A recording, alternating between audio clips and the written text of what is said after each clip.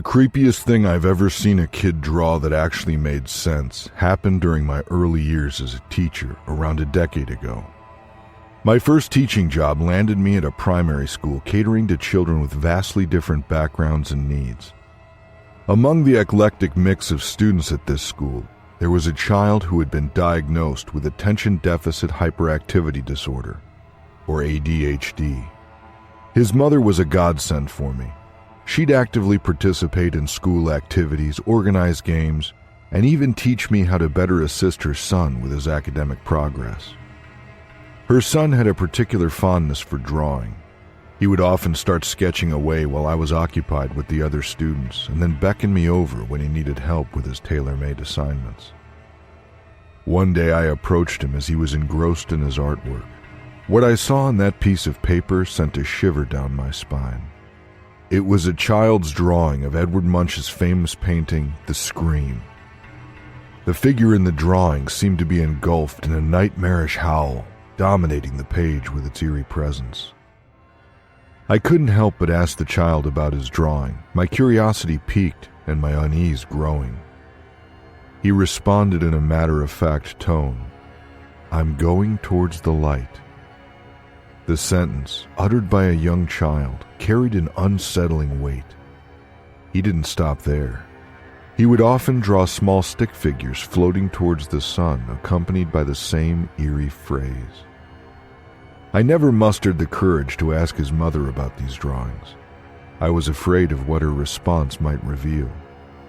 At that time, in my early 20s, I was still learning about the complexities of child psychology and the enigmatic world of young minds.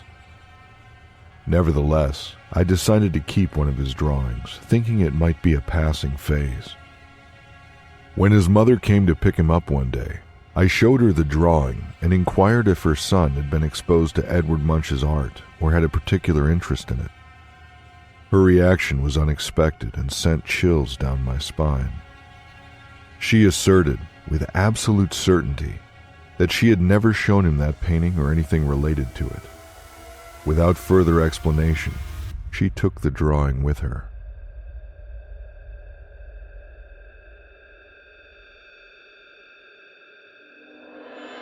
My first child was a brilliant but emotionally troubled boy.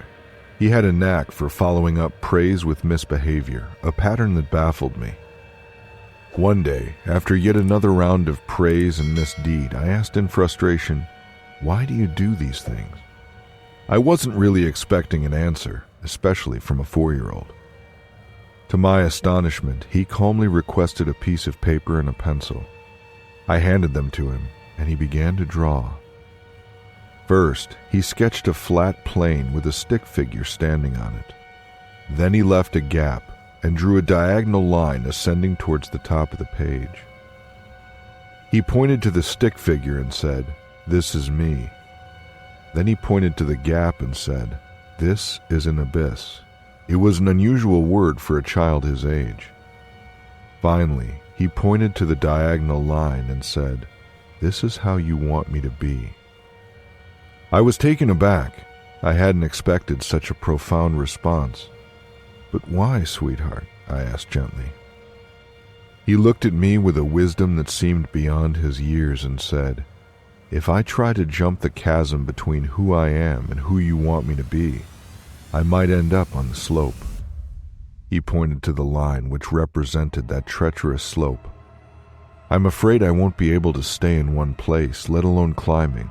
I'm afraid I'll slide into the abyss. So it's safer to stay over here," he said, pointing to the flat plane. I was speechless.